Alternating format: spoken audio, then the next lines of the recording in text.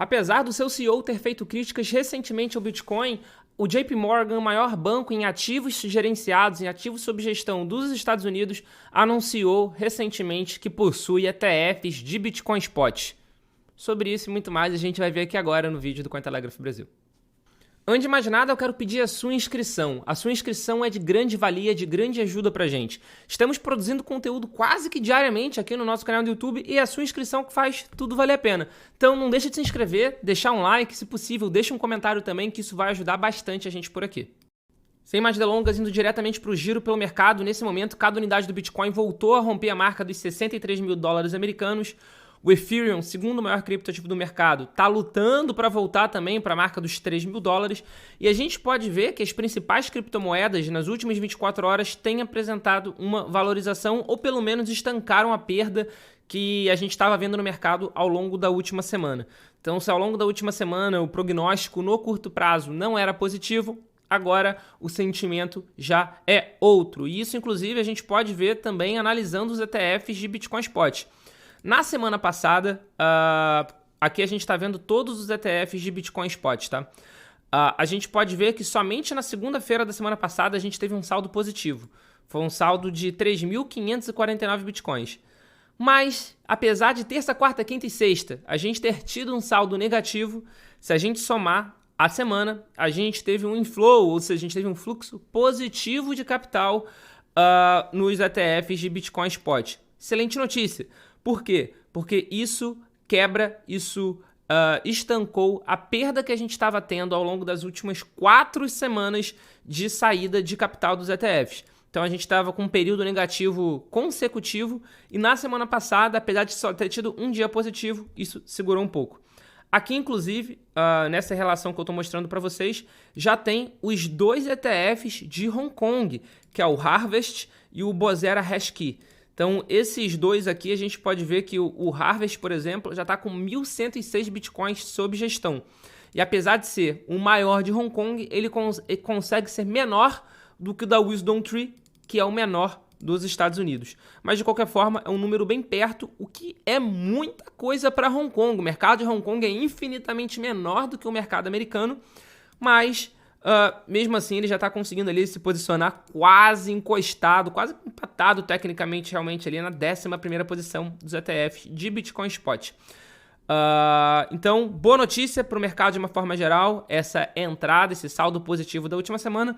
E naturalmente a gente vai acompanhar aqui, mais no Cointelegraph Brasil, o que vai acontecer. Porque isso acaba tendo uma influência muito grande sobre o preço de uma maneira geral. E falando em ETFs, muitas coisas aconteceram logo ali no final da semana passada. Para começar, 2 gestoras que já deram entrada também na solicitação de um ETF de Ether à vista, de um Ether Spot, modificaram o protocolo, modificaram a documentação que foi entregue já à SEC. O que eles fizeram nessa modificação? A ARK e a 21Share removeu planos de staking na proposta do ETF de Ethereum. Como assim? O Ethereum, ele possibilita que você faça staking de suas moedas. Isso faz a mineração da rede e gera como se fosse uma espécie de rendimento. Então, na proposta, tanto da ARK quanto da 21Share, estavam previstos justamente esses rendimentos de Ether, que seriam distribuídos entre os cotistas dos ETFs. Na última sexta-feira, dia 10 de maio, eles removeram essa cláusula aqui, ó. Anteriormente dizia-se que o patrocinador pode ocasionalmente alocar uma parte dos ativos do trust por meio de um ou mais provedores de staking confiáveis. E isso foi retirado. Aí começou-se a especulação do mercado, né? Do porquê que foi retirado isso. O Eric Balchunas, que é o analista de ETF da Bloomberg, ele deu basicamente 2 opções. A primeira opção teve alguma conversa entre a SEC e essas asset managements, e a SEC deu algum tipo de orientação para isso ser retirado da proposta para facilitar uma eventual aprovação. Essa é uma opção. A outra opção é uma medida desesperada para ver se a SEC aprova. Ou seja, você retira o que a SEC teria ainda mais razões para não autorizar.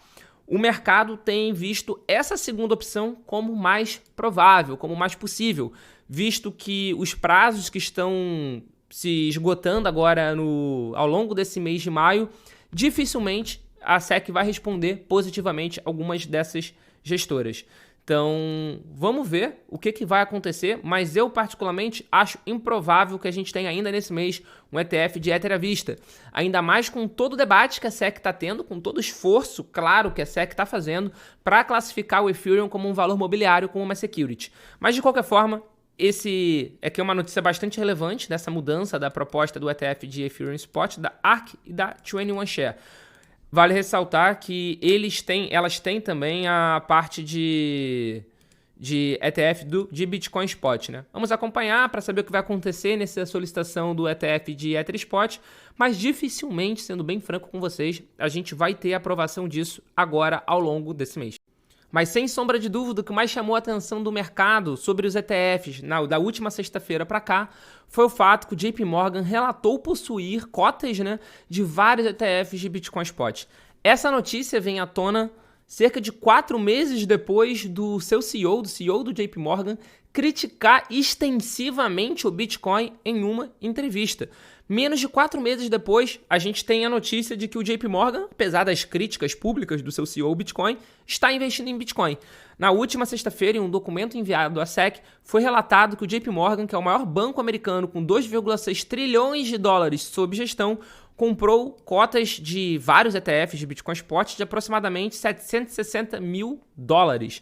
Eles compraram da Grayscale, da ProShares, da Bitwise, da BlackRock e da Fidelity. Aqui, ó, em documento do dia 10 de maio, enviado para a SEC, né, que é a SEC americana, a JP Morgan Chase relatou que detinha aproximadamente 760 mil dólares em ações do Bito, do IBIT, do FBTC, do GBTC e do Bitwise e Bitcoin ETF. Além disso, o banco relatou 25.021 ações no valor de aproximadamente 47 mil dólares na Bitcoin Depot, que é um provedor de caixas eletrônicos de criptomoedas, ou seja, é um ATM.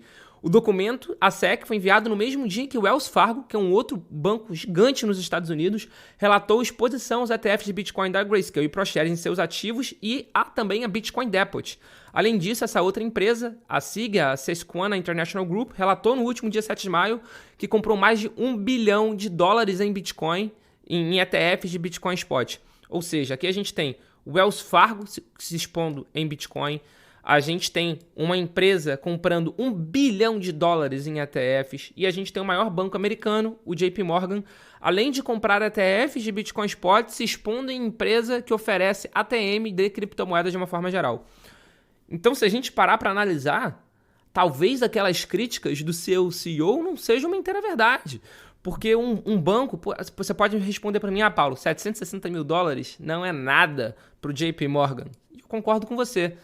Mas esse nada é muito maior do que o seu CEO deixou a entender que faria com o Bitcoin.